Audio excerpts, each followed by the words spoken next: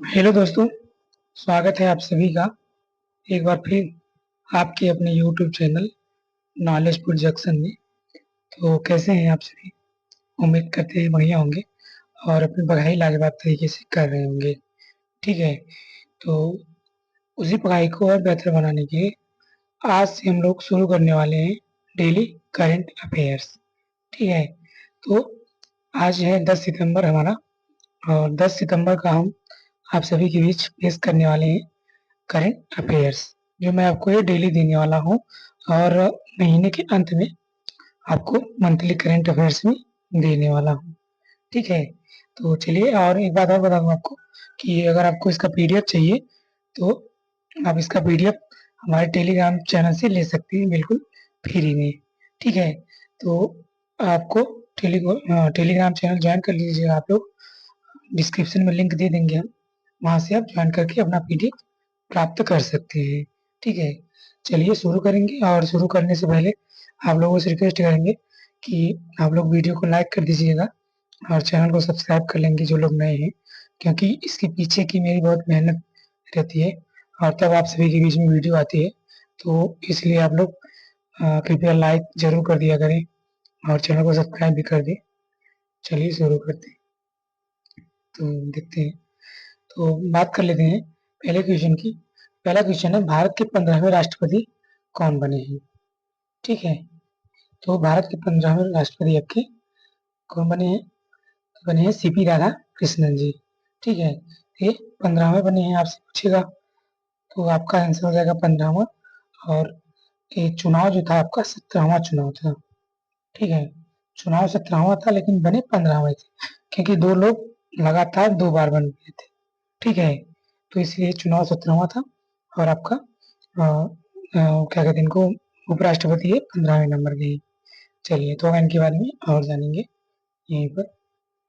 तो सीपी राधाकृष्णन महाराष्ट्र के गवर्नर, ठीक है, महाराष्ट्र के राज्यपाल हैं और वरिष्ठ भाजपा नेता को एनडीए द्वारा उपराष्ट्रपति पद के लिए नामांकित किया गया था। भारत के 15वें उपराष्ट्रपति सीपी राधाकृष्णन बनेंगे। उन्होंने 452 वोट पाकर यह चुनाव जीता है। ठीक है, तो इन्होंने 452 वोट प्राप्त किया है। ठीक है, उनके सामने विपक्ष में सुप्रीम कोर्ट के रिटायर्ड जज बी सुदर्शन रेड्डी, इनको भी हम लोग याद रखेंगे, इनको 300 वोट मिले थे।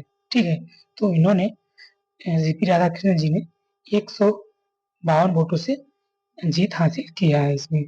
ठीक है, चलिए हम बात कर लेते हैं इनका जन्म कहाँ हुआ था। तो इनका जन्म हुआ था आपका तमिलनाडु में। ठीक है, तमिलनाडु से इनका संबंध है, इसको भी आप लोग याद रखेंगे, तमिलनाडु। ठीक है, चलिए अब बात कर लेते हैं अब कि जो उपराष्ट्रपति का चुनाव है इससे संबंधित अनुच्छेद कौन सा है हमारा। तो आपका अनुच्छेद है 66। ठीक है, इसको भी आप लोग याद रखेंगे आप। चलिए आगे बात करेंगे। अगला क्वेश्चन है हमारा कि किस भारतीय फिल्म निर्माता ने क्या कहते हैं इसको 82वें वेनिस अंतर्राष्ट्रीय फिल्म महोत्सव 2025 में सर्वश्रेष्ठ निर्देशक का पुरस्कार जीता है? ठीक है, तो ये जीता है आपका अनुप्राणा राय ने। ठीक है, तो ऑप्शन नंबर इसका राइट हो जाएगा। चलिए आगे बढ़ेंगे यहाँ से।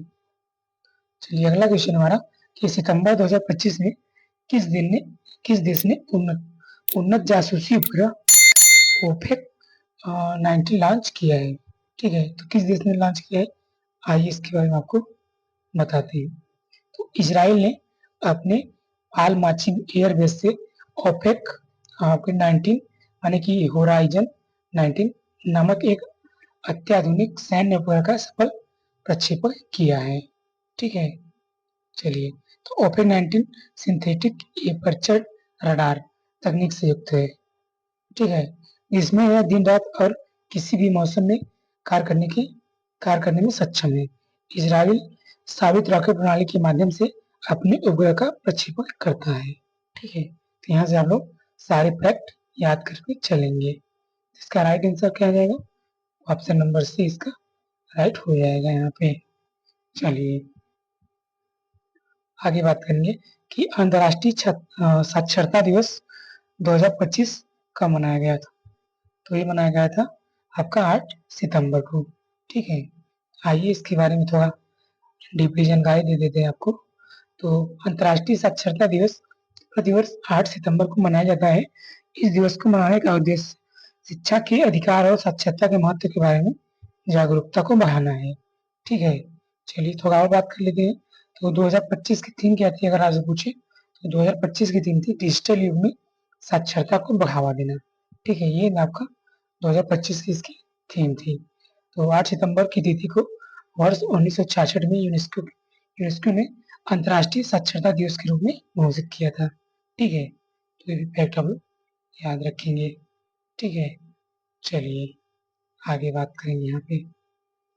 अगला है formula one race Italian grand prix 2025 का खिताब किसने जीता है। ठीक है, चलिए इसके बारे में आपको बताते हैं। तो मैक्स वेरस्टैपेन ने इटालियन ग्रैंड प्रिक्स 2025 को जीता है, और जो उनकी F1 कैरियर की 66वीं रेस की जीत है। ठीक है, और मैक्स वेरस्टैपेन ने 2025 सीजन की तीसरी जीत हासिल की है इसके साथ। ठीक है, तो इसका राइट आंसर क्या आ जाएगा आपका, ऑप्शन नंबर बी। ठीक है, चलिए आगे बात करेंगे यहाँ से। तो अगला क्वेश्चन हमारा, सितंबर 2025 में पुरुष हॉकी एशिया कप 2025 का खिताब किस देश ने जीता है। आइए इसके बारे में भी आपको बताएंगे यहाँ पे। तो पुरुष हॉकी एशिया कप 2025 के बारे में आपको यहाँ पे हम डीपली जानकारी देने वाले हैं। तो विजेता है भारत, अपना प्यारा देश भारत। ये चौथी बार विजेता हुआ है। इस जीत के साथ भारत ने 2026 के FIH पुरुष हॉकी विश्व कप के लिए क्वालिफाई कर लिया है। ठीक है, तो ये चौथी बार भारत ने ये पुरुष एशिया हॉकी कप जीता है। ठीक है, चलिए बात कर लेते हैं उप विजेता टीम की। तो उप विजेता टीम थी आपका दक्षिण कोरिया। भारत ने फाइनल में 4-1 से दक्षिण कोरिया को हराया था। ठीक है, मलेशिया ने तीसरा स्थान और चीन ने चौथा स्थान हासिल किया था इसमें। ठीक है, चलिए आगे बात करते हैं। आयोजक स्थल, आयोजन कहाँ किया जाता है इसका, तो राजगीर स्पोर्ट्स कॉम्प्लेक्स जो बिहार में स्थित है, यहाँ पे इसका आयोजन किया गया था। चलिए आगे बात करेंगे। शीर्ष स्कोरर तो ये थे अकीमुल्लाह अनवर, जो मलेशिया के खिलाड़ी थे, जिन्होंने 12 गोल के साथ अपना वो फर्स्ट रैंक पे थे। ठीक है, सबसे ज्यादा गोल करने वाले खिलाड़ी थे। और सर्वश्रेष्ठ प्लेयर की बात करेंगे तो अभिषेक नैन, जो भारतीय खिलाड़ी, इनको सर्वश्रेष्ठ खिलाड़ी का पुरस्कार मिला था वहाँ पे। ठीक है, चलिए आगे बात कर लेते हैं। सर्वश्रेष्ठ गोलकीपर कौन थे, ये थे आपका किम जे यून, दक्षिण कोरिया के खिलाड़ी थे। इनको सर्वश्रेष्ठ गोलकीपर का अवार्ड मिला था यहाँ पे। चलिए आगे कुछ एक्स्ट्रा फैक्ट बात कर लेते हैं, जो और संबंधित खेल से संबंधित क्वेश्चन है तो इनके बारे में। तो इंडियन सुपर लीग ISL जिसे कहते हैं 2024-25 की विजेता मोहन बगान सुपर जायंट्स है। ठीक है, वो विजेता की बात करेंगे तो थी बेंगलुरु। ठीक है, तो अगर आपसे पूछे इंडियन सुपर लीग की विजेता कौन है, तो मोहन बगान सुपर जायंट्स। ठीक है, चलिए ICC चैंपियंस ट्रॉफी 2025 विजेता भारत, वो विजेता न्यूजीलैंड। ठीक है, चलिए आगे बात करेंगे। अगला हमारा है छठवां एशियाई महिला कबड्डी खिताब 2025 भारत भारत विजेता है, और विजेता आपका ईरान है यहाँ पे। ठीक है, तो सारे फैक्ट आप लोग याद करके चलेंगे। आगे बात करते हैं जूनियर विश्व जूनियर शतरंज चैंपियनशिप 2025।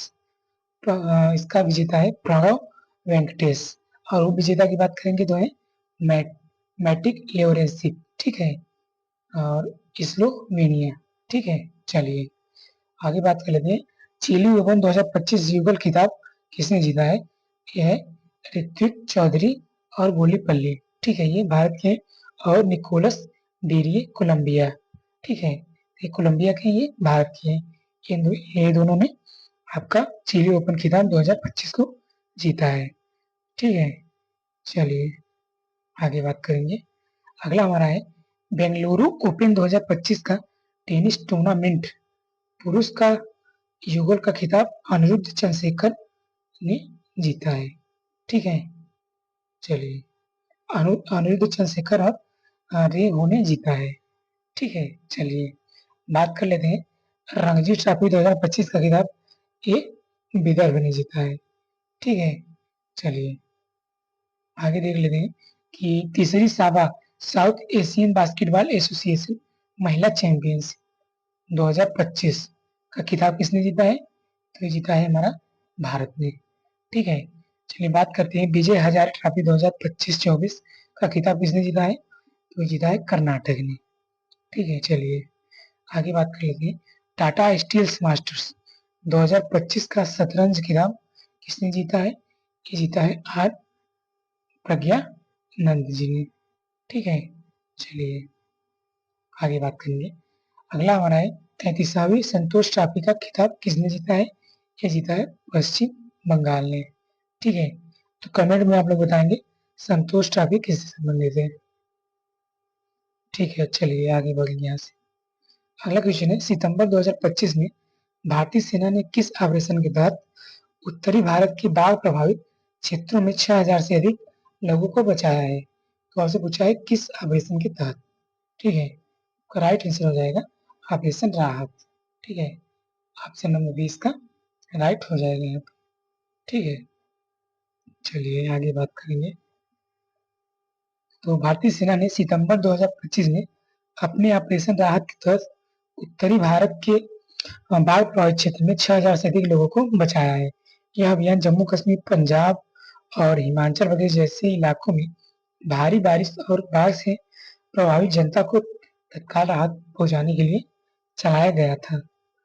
चलिए आगे बात करेंगे कि किस देश ने mRNA तकनीक पर आधारित एंड्रोमिक्स नामक दुनिया की पहली कैंसर वैक्सीन विकसित की है। ठीक है, तो ये क्वेश्चन यहाँ से आपका मोस्ट इम्पॉर्टेंट क्वेश्चन बनता है, तो इसको आप लोग इग्नोर मत करिएगा। ये बनाया है आपने, ये किस देश ने बनाया है? ये बनाया है रूस ने। ठीक है, रूस ने एक नई कैंसर वैक्सीन विकसित की है जिसका नाम एंड्रोमिक्स है। ठीक है, यह वैक्सीन mRNA तकनीक पर आधारित है।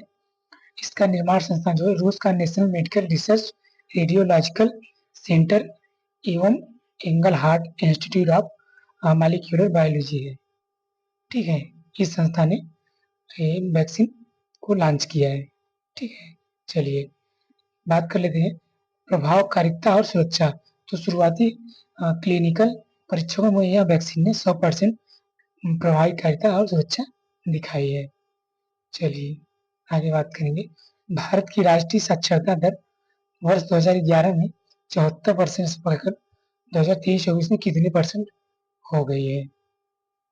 तो ये हो गई है आपकी 80.9%। ठीक है, तो ऑप्शन नंबर सी इसका राइट हो जाएगा। चलिए भारत की राष्ट्रीय साक्षरता दर वर्ष 2011 में 74% से बढ़कर 2023-24 में 80.9% हो गई है। ठीक है, यह घोषणा केंद्रीय शिक्षा मंत्री धर्मेंद्र प्रधान ने अंतर्राष्ट्रीय साक्षरता दिवस 2025 के अवसर पर वर्चुअल संबोधन में की है। ठीक है, तो ये भी क्वेश्चन आप सभी के लिए मोस्ट इम्पोर्टेंट बनता है यहाँ पे। ठीक है, आगे बात कर लेते हैं कि भारत में पूर्ण साक्षरता प्राप्त राज्य और केंद्र शासित प्रदेश कौन कौन से हैं? लद्दाख है, मिजोरम है, गोवा है, त्रिपुरा है और हिमाचल प्रदेश है। ठीक है, सितंबर 2025 में हिमाचल प्रदेश ने 99.3% द्वारा साक्षरता दर के साथ चौथा स्थान प्राप्त कर लिया है। मतलब साक्षर राज्य में चौथा स्थान हिमाचल प्रदेश में हो गया है अब हिमाचल प्रदेश हमारा। ठीक है, चलिए आगे बात करेंगे कि सितंबर 2025 में मोहम्मद इरफान अली किस देश के राष्ट्रपति के रूप में निर्वाचित हुए हैं? तो आइए देख लेते हैं इसके बारे में। तो ये आपका पीपुल्स प्रोग्रेसिव पार्टी पीवी के नेता मोहम्मद इरफान अली ने गुयाना में राष्ट्रपति पद पर पुनः निर्वाचित होकर निर्णायक जीत हासिल की है। ठीक है, तो ये राइट आंसर इसका हो जाएगा गुयाना। ठीक है, ऑप्शन नंबर बी यहाँ पे आपका राइट आंसर हो जाएगा। चलिए आगे बात करेंगे कि यह इनके बारे में बात करेंगे कि यह दक्षिण अमेरिका के उत्तर पूर्वी तट पर स्थित एक देश है, गुयाना है। इसकी राजधानी जॉर्ज टाउन है। गुयाना की राजधानी क्या है? George town. और यहाँ की मुद्रा की बात करेंगे, ये गुयानी डॉलर यहाँ की मुद्रा होने वाला है आपका। चलिए आगे बात करेंगे। चीन के जीजिंग में आयोजित 18वीं अंतर्राष्ट्रीय पृथ्वी विज्ञान ओलंपियाड में भारत ने कितने पदक जीते हैं? ठीक है, तो आपसे पूछेगा क्वेश्चन, तो आपका जवाब क्या रहने वाला है?